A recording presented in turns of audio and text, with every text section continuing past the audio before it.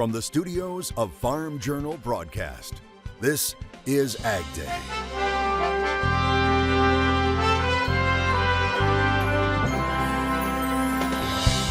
Tough decisions. We've already had to put some down. It's better than letting them suffer and just die, you know.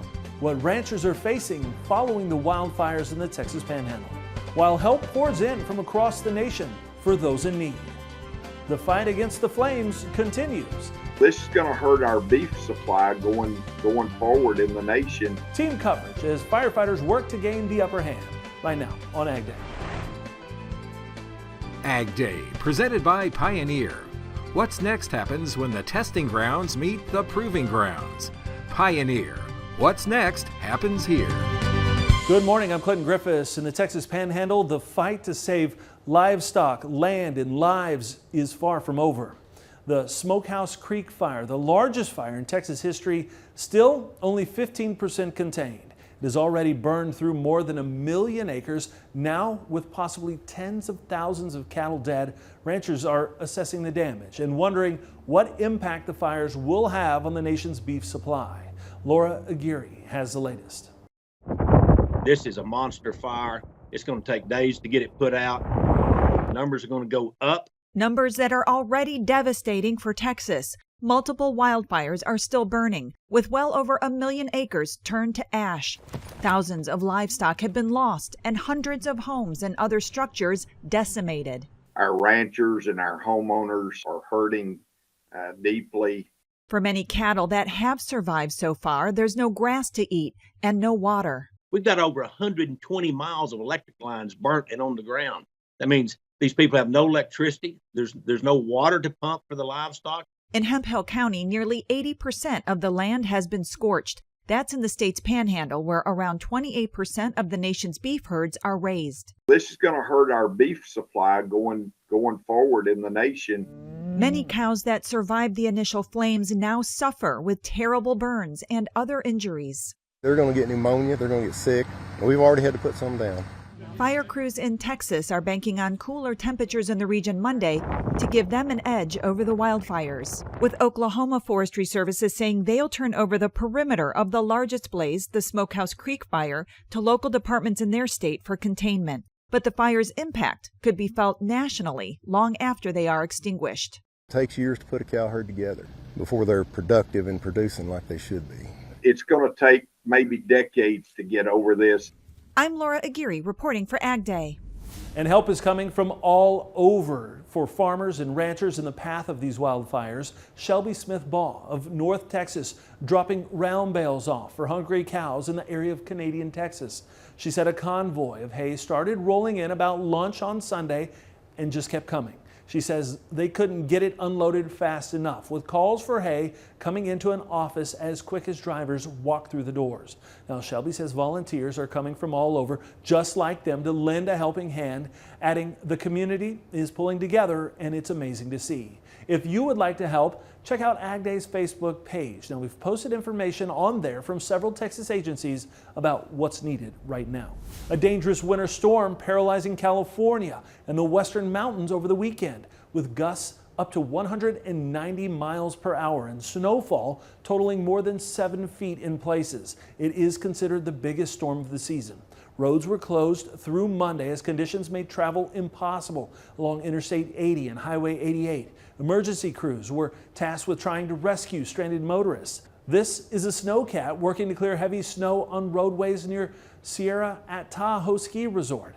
Now, the region is dealing with the potential of avalanches, mudslides, and flooding. The recent surge in snowfall, however, also helping build snowpack for spring runoff. Back on January 1st, we were about 3 inches of snow water content. On February 1st, 10 inches of snow water content, and now we're at 18. So we have built really nicely. The California snowpack, with the state's snow water equivalent, now sits at 104% of normal. Another storm is slated to blow in today, further to the north, including parts of Oregon and Washington, bringing potential of up to 18 inches of snow. As another system works its way in from the west, meteorologist Matt Engelbrecht has the very latest. Matt? Here's a look at the current snow depth in and across the United States. And as we've been talking about, we're actually maxing out the legend over here towards parts of California. A good snow depth, much needed snow depth as we go into spring and summer in the higher terrain, higher elevations this year in Nevada's and those mountains. Now back out here towards the east, you see there really isn't much, maybe a trace back up into Minnesota, Wisconsin, and then the Dakotas seeing that snow depth or that snow pack kind of lingering around. Still, we're not completely done with the snow chances going forward. In fact, a strong low pressure system or a trough is set to dig across parts of the Midwest coming up this weekend. We'll of course talk more about that coming up in just a little bit. And go ahead and take a look at your screen there. More spring planting already underway. John in Sheboygan County, Wisconsin, sharing this picture with us. That's in the east central part of the state. He says he's been busy planting alfalfa grass mix for the milk cows. All those unusually warm, sunny days helping things out. I'll have more on your forecast coming up. Well, farmers have until Friday, March 15th, to sign up for crop insurance, and with lower grain prices, they're facing much lower crop insurance guarantees than last year. AgDay's Michelle Rook joins us. And Michelle, how do these prices compare to cost of production? Clint, the projected base prices are set in February, and it looks like the revenue protection crop insurance policies won't cover the cost of production for many farmers in 2024, leaving many vulnerable to financial losses in the case of drought or severe declines in commodity prices. The projected base price for corn is down over $1 compared to last year at $4.66 per bushel, while soybean and wheat revenue guarantees are down much more at $11.55 for soybeans and $6.85 for spring wheat. So farmers won't be able to guarantee as much revenue. Right now, most are seeing, $1.50 to $2 lower than last year. So we are looking at significantly lower base prices, which means that our guarantees are going to be quite a bit lower than last year. Chip Nellinger, Blue Reef Agri-Marketing, says with lower prices, there may be a tendency for producers to buy down on their guarantee, which he advises against. Staying the same or buying up on your crop insurance might be the most economical decision in order to guarantee close to a break even on corn and beans both. So that's a very important decision to be made here in the next week or two. The head of the risk management agency says if farmers do buy up, they need to factor in higher input prices. Please also have in mind what your break-evens are, because you may be having to have that discussion about, well, maybe I need to up my coverage. But again, the further you get away from that 70% level, it's going to start to cost you more in premium. But at the same time, you may need to have that extra protection because of some still higher input costs going on. And these prices could impact acreage decision in fringe areas like the Northern Plains. I'm Michelle Rook reporting for AgDay. All right, thanks, Michelle. Amid all of the excitement around renewable fuels, the market remains in flux. Now, Chevron, the nation's second largest oil producer, is idling 2 Midwestern plants. The fuel company says it's indefinitely idling 2 biodiesel facilities. The plants are located in Ralston, Iowa and Madison, Wisconsin. Chevron saying those 2 locations are capable of processing 50 million gallons of biodiesel per year. Now, biodiesel is made from things like vegetable oil and animal fats. However, Chevron is citing poor market conditions as the reason behind its decision. Biodiesel prices have fallen and competition continues to increase as more renewable diesel plants come online. Hey, don't say it too loud. Our major grain markets trying to eke out some gains on Monday. We'll see if things held coming up next. And later, we're headed back to Texas, where some ranchers are just now starting the long process of recovery in the country.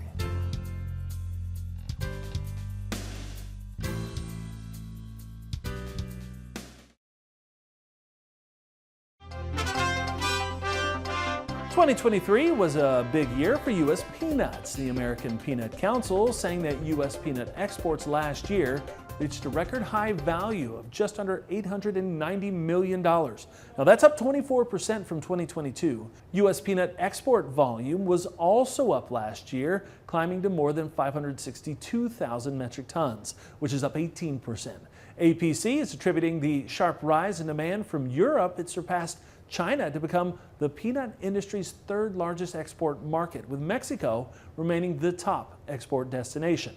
Now, total shipments there hitting a new high of more than 155 1,000 metric tons or $230 million. Corn on Monday continued its slow climb upwards. Michelle Rook is back with more in markets now.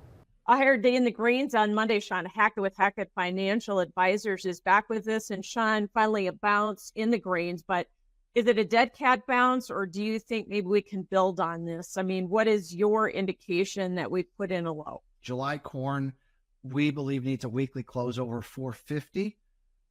July soybeans needs a weekly close over 12.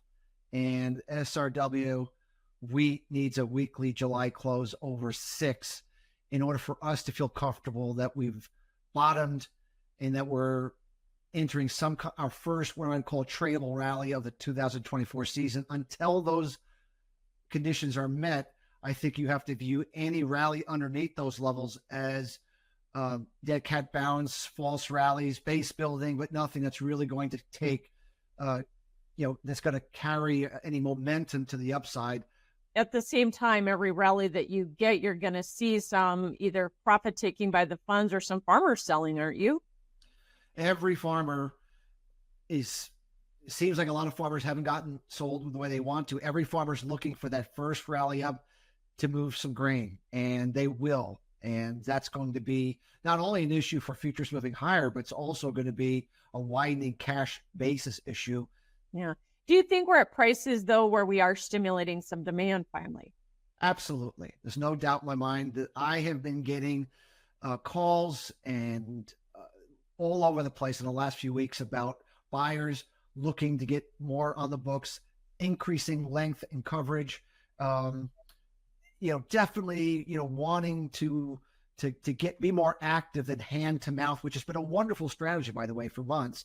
I definitely seeing the call to action that when you look at these prices economically, under most scenarios, the buy side of the equation likes the economics of the current prices that they're seeing, and they're not going to leave a gift horse in the mouth for too long after the 2020 experience where they waited too long to get those things taken care of. No doubt. All right, thanks for joining us, Sean Hackett with Hackett Financial Advisors. We'll have more AgDay coming up.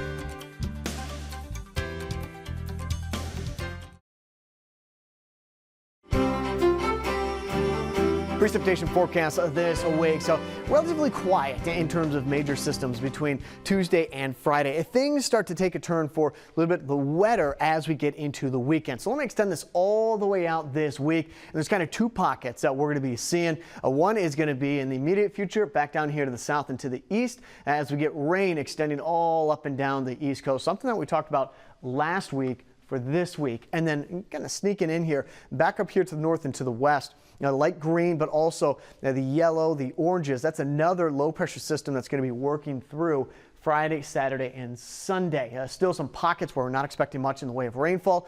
Different story as we go over to the west coast, where more rain is set to come through, and in the higher elevations we're going to be adding to that snowpack through California, Oregon, even into Washington. So what does this look like from a wind gust forecast? So as we get deeper into winter, really start to wrap that up, and into spring, it's more about that transition from winter to summer, with the winds kicking up, trying to even out those two extremes, trying to even out those two extreme seasons, winter and summer. So the wind gust forecast, this is Tuesday at 3 p.m. Pretty breezy and windy. There's going to be a cold front that comes through, or has already come through early in the morning on Tuesday. So right along there, we'll get some gusty winds both through our Tuesday, a little bit into our Wednesday. Kind of quiet in and across the United States, except for back up into the Dakotas, into Nebraska, also possibly into Iowa as we go into Wednesday night and Thursday as that next low pressure system starts to take shape. So again, this is just the wind forecast. We're having some problems with a wildfire danger. Texas and Oklahoma, it's still going to be pretty windy in and across those areas, pushing more towards about 30 to possibly 35 miles per hour. Again, that's Thursday at 3 a.m.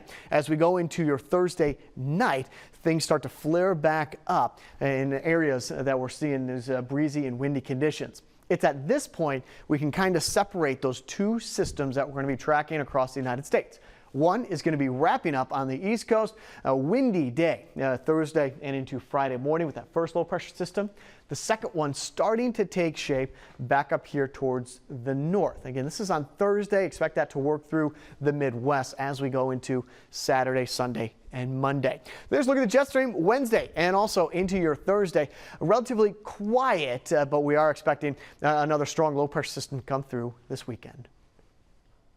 We'll start off with Hannibal, cloudy in Missouri.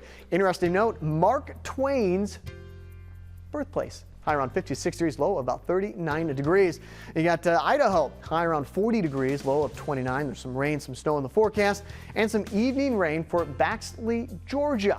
Evening showers, high temperature around 67 degrees. Many dairy producers will be getting their first dairy margin coverage payment for the first time this year.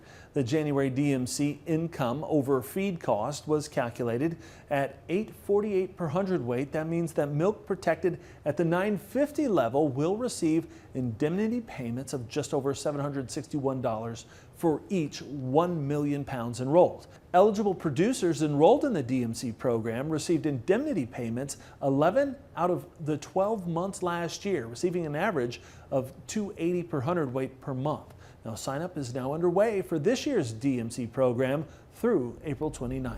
Raw milk has been in the spotlight lately after Pennsylvania shut down an Amish farmer in Lancaster County for selling raw milk products. Now, a judge last week in the state saying the farmer can't sell raw milk until he applies for required permits. The state claims inspections found bacteria-tainted products in unsanitary conditions. Some in the state have protested, arguing the prosecution of the farmer represents government overreach. Now others claim raw milk is healthier. The National Milk Producers Federation weighing in on the debate, saying that raw milk does not contain more or superior nutrition to pasteurized milk, adding in a statement, quote, "So, to any state legislator who is contemplating loosening restrictions on raw milk sales, the National Milk Producers Federation, the largest organization of dairy farmers in the United States representing small, medium, and large farms, more than 95% of them family-owned and operated in every region of the country, stands opposed to the legislation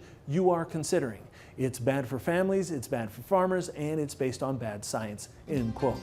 We all know weather on the open range can be harsh. Up next, following a path of destruction and the long journey to recovery in the Texas Panhandle. Today in the country.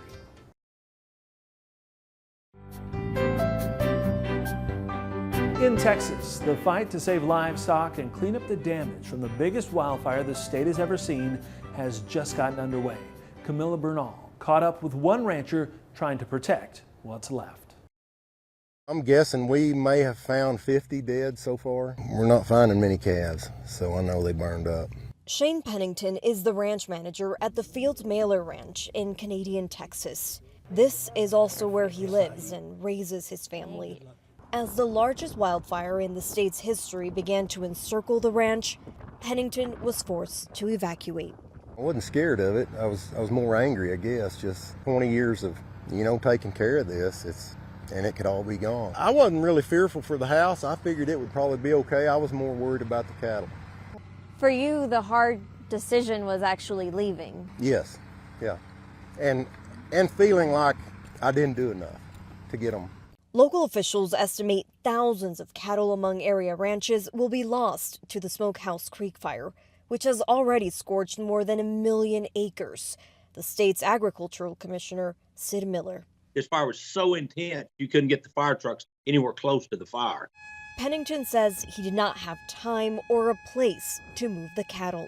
A lot of them have been blinded by it. It burned their eyelashes, eyelids, everything, and just burned all the hair off of them. Their feet are coming off, their hooves, they're bloody. It burned their udders. And, even if they survive it, more than likely they're going to get pneumonia, they're going to get sick. We've already had to put some down. It's better than letting them suffer and just die, This is one little calf here. I don't know if he's going to be all right. His feet are burned really bad. It's extremely hard to see him suffering. I mean, they're just, like I say, I've raised some of them since they were babies, State officials called the impact to cattle and crops catastrophic. We've lost over 3,000 head, which is a very small number. that will double or triple easily. We've got cattle that we're going to have to euthanize because of the damage to their hooves, their udders. The ranch's owner says his cows bring in anywhere from $1,800 to $2,400 each, much of it for beef sales. It's going to hurt the business extremely bad. So, and it'll take years to recover because it takes years to put a cow herd together before they're productive and producing like they should be. And the job is to keep them alive. It's not to destroy them. And it's tough. It's really tough. Camilla Bernal reporting. And that's all the time we have this morning. We're sure glad you tuned in. From all of us here at AgDay, I'm Clinton Griffiths. Have a great day on the Farm Cook.